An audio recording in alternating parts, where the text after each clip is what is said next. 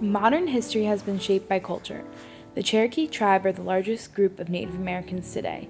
The Cherokee first made contacts with the Europeans in 1540. The Spanish would enslave the people, devastate them with disease, and ultimately change the tribe forever. They originally lived in southeast in the current-day states of North Carolina, South Carolina, Virginia, West Virginia, Kentucky, Tennessee, Georgia, and Alabama. They had control of approximately 40,000 square miles of the Appalachian Mountains. Alex and Jenna have spent 30 days working to answering the following. What determines how successful the Cherokee were in maintaining their cultural autonomy after European contact? How have religion, education, government, and geography shaped the history of the Cherokee people? In Cherokee culture, fire was a symbol of purity. Smoke of fire carried prayers upwards, and they used tobacco in rituals. The most important ceremony in Cherokee culture was the green corn ceremony, which recognized the Silu or corn woman who gave the gift of corn to the Cherokee. The ceremony was a time of purification and renewal for individuals and society. Women would sweep out houses and the men would clean the council homes, and people would abstain from eating corn until the day of the ceremony. Education before contact with the Europeans revolved around learning tasks that needed to be done in order to survive. Boys were taught the men's roles from their uncles on their mom's side. The Cherokee boys learned how to fish using nets, traps, hooks, bows, and poison. Deer were the most important animal, and the men would hunt them by dressing in deerskin and antlers. Weapons such as blowguns were made by hollowing out a 7 to 8 foot cane stem. They were used to hunt small animals from a distance of about 60 feet. Tools such as knives, axes, and chisels existed and were used by the mid-1500s. In addition, the boys would learn warfare and how to perform ceremonies. Girls were taught to care for the home and younger children by helping their mothers and aunts. They also learned to weave baskets and garden.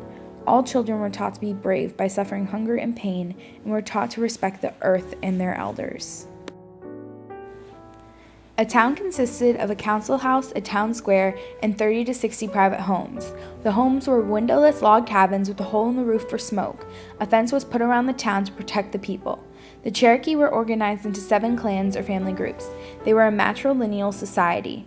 The men hunted deer while the women had the primary responsibility for homes and fields. Men would move into a woman's home after marriage. Fathers were not considered blood relatives with their children, but were emotionally close to them, and family lines were traced through the woman's family. The Cherokee Nation had red and white towns. Red represented war and white represented peace. The number 7 was very important. There were 7 Cherokee clans, 7 counselors for the chief, and 7 honored women. The council house where government meetings and sacred ceremonies occurred was 7-sided, and in the center was a fire with 7 types of wood burning. The chiefs of the red squares were ranked under Supreme War Chief. The officials of individual white towns were also under Supreme Peace Chief. Wrongdoers had a bit of sanctuary in the white towns. War ceremonies occurred in the red towns. Hernando de Soto made contact with the Cherokee in 1540, searching for gold and silver. He killed and enslaved many of the Cherokee and brought disease. Some estimate that as many as 95% of the Cherokee population died within the first 2 centuries of European contact. Post-Revolutionary War, the Cherokee thought that in order to survive, they needed to adopt European culture. They bought land and moved into single-family farms. Some even bought slaves. They built European-style towns as well. The white cotton farmers still wanted the Cherokee's land, which led to the Trail of Tears. Most of the eastern Native Americans were dead from war, disease, or starvation by the 1780s, and the ones left were facing the invasion of their lands by the settlers. The Cherokee had accepted the settlers' existence and had made a peaceful policy of coexistence. However, the state of Georgia wanted the Cherokee to leave because gold was found in 1829. The Cherokee refused, and pressure from the Americans increased. The Indian Removal Act was established in 1830. The Cherokee people did not want to give away their rightful land and got a lawyer to go to the Supreme Court. In 1831, Chief Justice Marshall ruled in favor of the Cherokee Nation, but President Andrew Jackson supported the removal of the Cherokee and convinced Congress to relocate the Cherokee people. In 1835, a small group of Cherokee, none of which were elected officials, gave the government all of their land in exchange for $5 million in new land. They had 2 years to move off their land and onto Indian territory.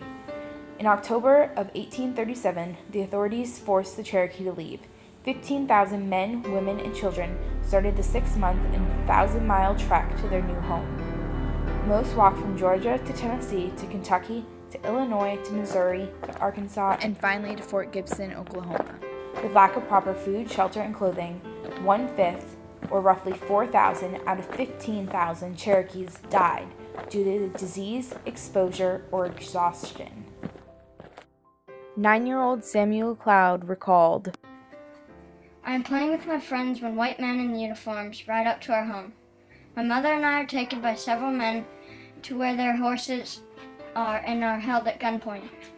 From my mother I feel fear, and I am filled with fear too. What is going on? I hate those white soldiers who took us from our home and make us keep walking through the snow and ice towards our new home that none of us ever wanted. I hate the people who killed my mother and father. None of these white people are here to say that they are sorry that I'm alone. None of them care about me or my people. All they ever saw was the color of our skin. It was difficult to keep up with religion after contact. In the 19th century, the booger dance was created, which included masked dancers symbolizing the Europeans called boogers. The dance was used to protect the people from disease and bad treatment of the Cherokee women from the Europeans. After the Trail of Tears, many of the elders died and rituals declined because they were in an unfamiliar place. Without their sacred place or elders, they turned to missionaries. Today, Baptist and Methodist Church are popular among the Cherokee people. By the late 1700s, schools developed. A Cherokee scholar named Sequoyah spent 12 years creating the Cherokee alphabet consisting of 86 characters. In the 1840s, 144 elementary schools and 2 seminaries were established. Seminaries are equivalent to high schools. The Cherokee Female Seminary was designed after the innovative programs at Mount Holyoke Seminary in Massachusetts. Money issues led to the closing of both seminaries. When the state of Oklahoma was created in the early 1900s, the U.S. Congress eliminated the Cherokee school system. What determines how successful the Cherokee were in maintaining their cultural autonomy after European contact? How have religion, education, geography, and government shaped the history of the Cherokee people? The Cherokee tribe was not fully successful in maintaining their cultural autonomy. The Spanish killed and enslaved many of the Cherokee and exposed them to devastating disease. The Trail of Tears also forced the Cherokee to leave their homes and be relocated to the unfamiliar lands of Oklahoma, which led 4,000 Cherokee men, women, and children to die of exposure, disease, or exhaustion, and ultimately caused the rich culture of the Cherokee people to be altered forever.